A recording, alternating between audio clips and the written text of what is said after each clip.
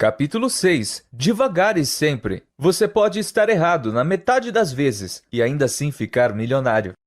Eu venho batendo nessa tecla há 30 anos. Acha que a conta é simples? Alguns projetos dão certo, outros não. Não tem motivo algum para ficar insistindo em um deles. Só passe para o próximo. Brad Pitt, ao receber o Screen Actor Guild Award. Heinz Berggruen fugiu da Alemanha nazista em 1936. Ele se estabeleceu nos Estados Unidos, onde estudou literatura na Universidade da Califórnia, em Berkeley. Segundo a maioria dos relatos, ele não parecia ser particularmente promissor durante a juventude. No entanto, na década de 1990, Berggruen havia se tornado um dos negociantes de arte mais bem-sucedido de todos os tempos. Em 2000, Berggruen vendeu a parte de sua enorme coleção de Picassos, Braques, Klees, Matisses ao governo alemão por mais de 100 milhões de euros. Era um valor tão abaixo que os alemães efetivamente consideraram aquilo uma doação. O valor de mercado da coleção estava bem acima de $1 bilhão.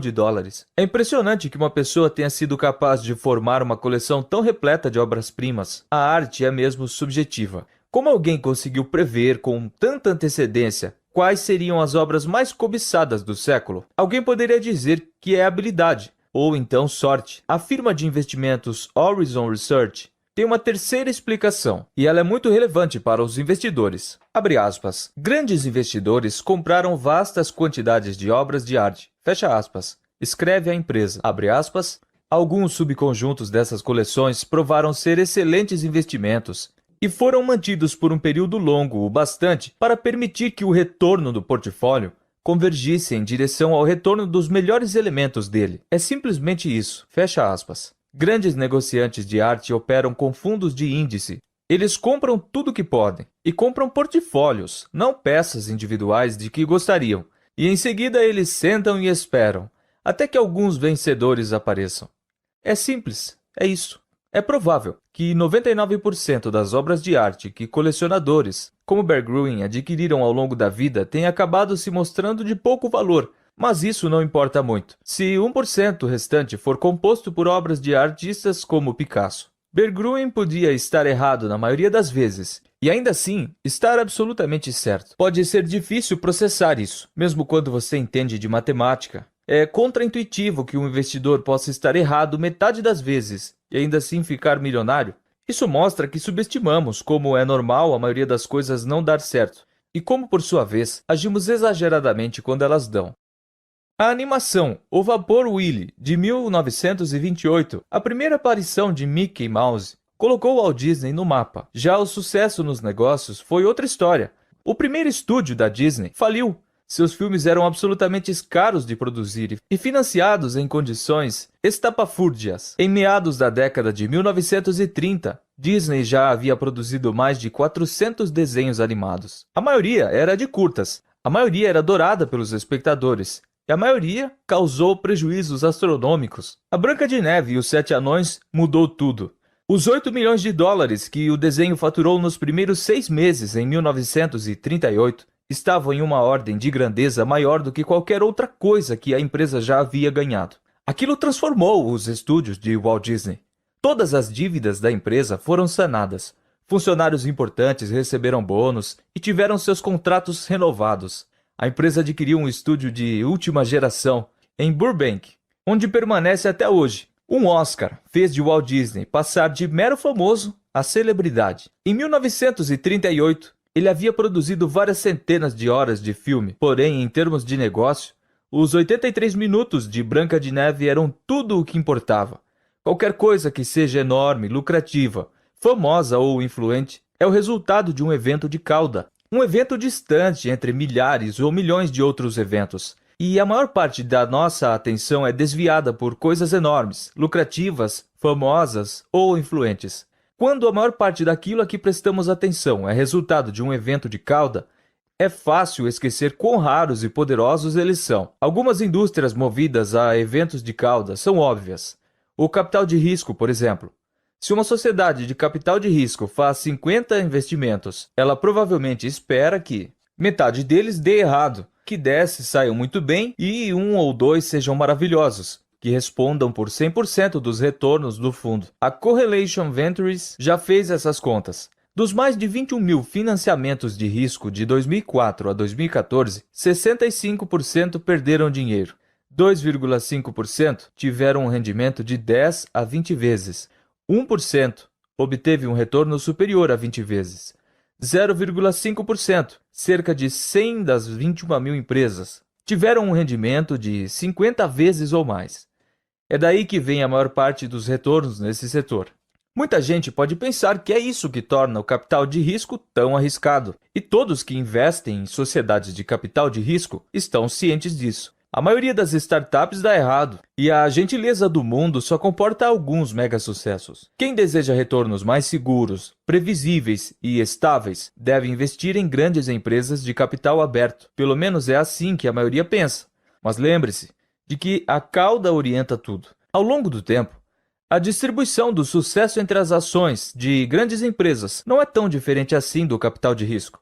A maioria das empresas de capital aberto fracassa. Algumas se saem bem, outras se tornam vencedoras extraordinárias, respondendo pela maior parte dos retornos do mercado de ações. Certa vez, o JP Morgan Asset Management publicou a distribuição de lucros de Russell 3000 Index, uma ampla coleção de empresas de capital aberto. Desde 1980, 40% das ações que compõem a Russell 3000 perderam ao menos 70% do seu valor e jamais se recuperaram.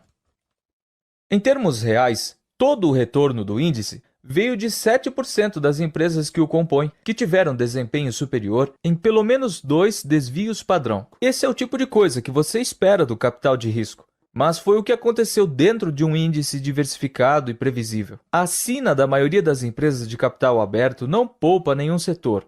Mais da metade de todas as empresas de capital aberto de tecnologia e telecomunicação perdem a maior parte do seu valor e nunca se recuperam. Mesmo entre empresas de serviços públicos, a taxa de fracasso é superior a 1 em 10. O interessante é que você precisa ter alcançado um certo nível de sucesso para se tornar uma empresa de capital aberto e passar a integrar o Russell 3000. Ele é composto por empresas já estabelecidas, não por startups. E mesmo assim, a maioria tem a expectativa de vida medida em anos, não em décadas.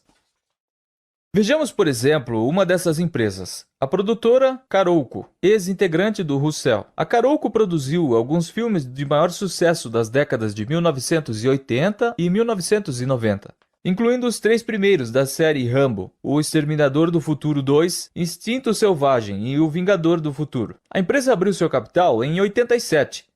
Foi um triunfo estrondoso e produziu sucesso atrás de sucesso. A receita gerada em 1991 foi de $500 milhão, obtendo uma capitalização de mercado de 400 milhões. Muito dinheiro na época, sobretudo para um estúdio de cinema. E então, faliu. Os sucessos de bilheteria pararam. Os projetos de grande orçamento fracassaram.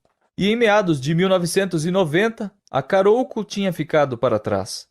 Ela decretou falência em 96. As ações caíram a 0. Uma perda catastrófica que 4 em cada 10 empresas de capital aberto experimentam em algum momento. A história da Carolco é digna de ser contada não por ser única, mas por ser corriqueira. Eis a parte mais importante disso. O Russell 3000 cresceu mais de 73 vezes desde 1980, um retorno espetacular. Isso sim é sucesso. 40% das empresas do índice efetivamente fracassaram, mas os 7% que tiveram desempenho extremamente bom foram mais do que suficientes para compensar os fracassos, da mesma forma que Heinz, Berggruen, mas com a Microsoft e Walmart em vez de Picasso e Matisse. Não apenas umas poucas empresas responderam pela maior parte do retorno de mercado, como há ainda mais eventos de cauda na dinâmica interna dessas empresas. Em 2018, a Amazon respondeu por 6% dos retornos do S&P 500 e o crescimento da empresa se deve a quase que inteiramente ao Prime e ao Amazon Web Services, que são eventos de cauda. Em uma companhia que já experimentou centenas de produtos, desde o Fire Phone até agências de viagens. A Apple foi responsável por quase 7% dos retornos do índice em 2018. Isso foi impulsionado sobretudo pelo iPhone, que no universo dos equipamentos de tecnologia é o mais, entre aspas, de cauda possível.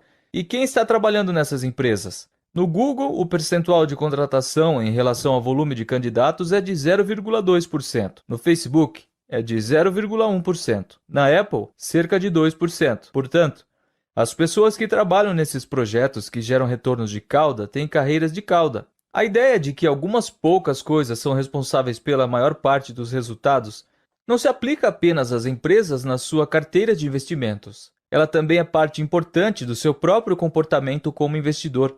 Segundo Napoleão, um gênio militar, era um homem capaz de tomar uma decisão mediana enquanto todos ao seu redor estão enlouquecendo. A mesma coisa vale para os investimentos. A maioria dos conselhos financeiros trata do hoje, do que você deve fazer agora, de quais ações parecem boas compras hoje. Mas, na maioria das vezes, o hoje não é tão importante. Ao longo da sua vida como investidor, as decisões que você toma hoje, amanhã ou semana que vem, não importam tanto quanto o que você fez durante um pequeno número de dias, provavelmente 1% do seu tempo ou menos, em que todos os outros ao seu redor estão enlouquecendo. Vejamos o que aconteceria se você economizasse $1 por mês de 1900 a 2019. Você poderia investir aquele $1 em qualquer bolsa de valores dos Estados Unidos, todos os meses. Faça chuva ou sol, não importa se os economistas estão alardeando que há uma recessão a caminho ou que o mercado de ações vai despencar. Você simplesmente continua investindo. Vamos chamar a investidora que adota essa postura de SUI. No entanto, investir durante uma recessão pode ser assustador demais. Então talvez você invista seu $1 no mercado de ações, quando a economia não está em recessão. Venda tudo quando ela está em recessão e guarde o seu $1 mensal em dinheiro. Invista tudo de volta no mercado de ações quando a recessão terminar. Vamos chamar este investidor de Jim. Ou talvez leve algum tempo até que uma recessão o assuste e depois mais algum tempo para recuperar a confiança antes de voltar ao mercado. Você investe $1 em ação quando não há recessão, vende as ações 6 meses após o início de uma recessão e volta a investir 6 meses depois do fim dela. Chamaremos este investidor de Tom. Quanto dinheiro esses 3 investidores teriam ao fim desse período? Sui teria $435.551. Jim teria $257.386 e Tom teria $234.476. Sui venceria com folga. Foram 1.428 meses, entre 1900 a 2019. Pouco mais de 300 deles foram de recessões. Portanto, ao manter a calma quando a economia estava em recessão, ou perto de uma, o que representa apenas 22% do tempo, Sui termina com quase 75% a mais que Jim ou Tom. Para dar um exemplo mais recente, é provável que a forma como você se comportou enquanto investidor durante os meses no final de 2008 e no início de 2009 tenha mais impacto sobre os seus rendimentos ao longo da vida do que tudo o que você fez entre 2000 e 2008. Existe uma piada entre pilotos de avião que diz que o emprego deles se resume a horas e horas de puro tédio, pontuadas por momentos de terror profundo. A mesma coisa pode ser dita sobre os investimentos. Seu sucesso como investidor será determinado pela forma como você responde aos momentos pontuais de terror, não pelos seus anos passados no piloto automático. Uma boa definição de gênio investidor é a pessoa capaz de tomar uma decisão mediana enquanto todos ao seu redor estão enlouquecendo. São as caudas que orientam tudo. Ao aceitar que são as caudas que orientam tudo nos negócios, nos investimentos e nas finanças, você percebe que é normal muitas coisas darem errado, quebrarem, fracassarem, despencarem. Se você for um bom comprador de ações, é provável que acerte em metade das ocasiões. Se for um bom líder nos negócios, talvez metade das suas ideias de produtos e de estratégias funcione. Se for um bom investidor, terá muitos anos bons, mas terá muitos ruins também. Se for um bom trabalhador, encontrará a empresa certa no campo certo, depois de várias tentativas e erros, e isso se você for bom.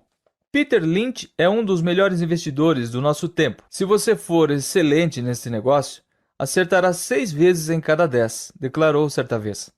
Há campos nos quais você precisa ser perfeito o tempo todo. Pilotar um avião, por exemplo. Há campos nos quais você deseja ser pelo menos muito bom quase o tempo todo. Um chefe de restaurante, digamos. Investimentos, negócios e finanças não são como esses campos. Uma coisa que aprendi com investidores e empresários é que ninguém toma boas decisões o tempo inteiro. As pessoas mais admiráveis estão cheias de ideias pavorosas que frequentemente são postas em prática. A Amazon, por exemplo, é contraintuitivo Pensar que o fracasso de um produto em uma grande empresa seria algo normal e recorrente. Você pensaria que o CEO deveria se desculpar com os acionistas. No entanto, logo após o lançamento desastroso do Fire Phone, o CEO Jeff Bezos disse: "Se você acha que esse foi um grande fracasso, saiba que no momento estamos trabalhando em fracassos bem maiores. Não estou brincando, alguns deles farão o Fire Phone parecer bobagem." Para a Amazon, não é problema perder uma boa soma com o Fire Phone, porque isso será recompensado por coisas como a Amazon Web Service, que fatura dezenas de bilhões de dólares. O CEO da Netflix, Reed Hastings, uma vez anunciou que a empresa cancelaria diversas produções de grande orçamento. A declaração que ele deu foi a seguinte: "Nossa taxa de acertos está alta demais nesse momento. Estou sempre pressionando a equipe de conteúdo. Temos que correr riscos, mais riscos. Temos que tentar coisas mais improváveis, porque o certo é termos uma taxa de cancelamento mais alta no geral." Isso não é uma loucura e nem irresponsabilidade. Isso é saber reconhecer de uma maneira bastante astuta que são as caudas que conduzem ao sucesso. Para cada Amazon Prime ou Orange is the New Black, você sabe que, sem sombra de dúvida, que virão alguns fracassos. Parte da razão pela qual isso é contraintuitivo é porque na maioria dos setores vemos apenas o resultado, mas não as perdas sofridas que levaram ao produto final, que fez sucesso. O Chris Rock que vejo na TV é hilário, perfeito. O Chris Rock que se apresenta em dezenas de pequenos clubes de comédia todos os anos é só razoável. Isso é normal. Nenhum gênio do humor é inteligente o bastante para saber de antemão quais piadas vão funcionar. Todo grande comediante testa o seu material em pequenos clubes, antes de usá-lo em espaços maiores. Certa vez, perguntaram a Rock se ele sentia falta dos clubes. A resposta foi: "Quando começo uma turnê, não é como se eu estivesse em uma arena.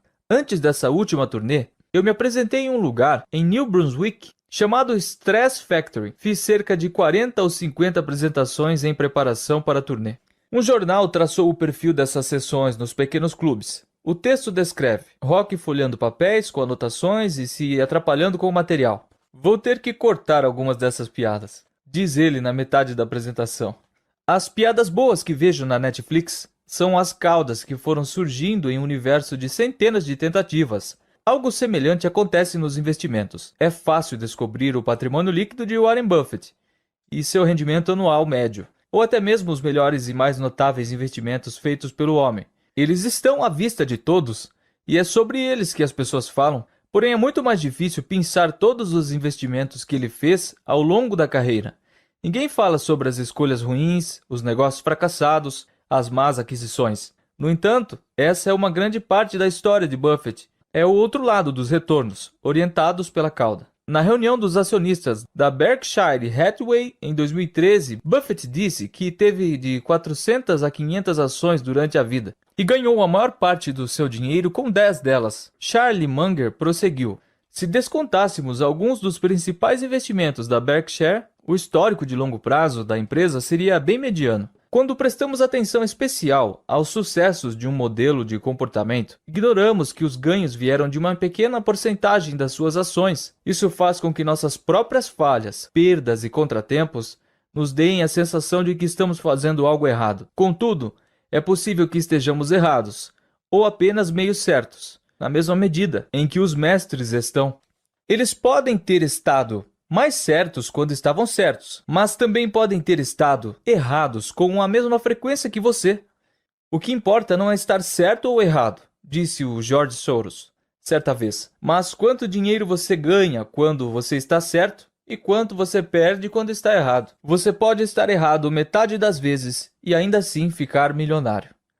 Existem 100 bilhões de planetas em nossa galáxia. Até onde sabemos, só há vida inteligente em um deles. E o fato de você estar ouvindo este audiobook é o resultado da cauda mais longa que você pode imaginar. Isso é algo que deveria nos deixar felizes. A seguir, vamos ver como o dinheiro pode deixá-lo ainda mais feliz?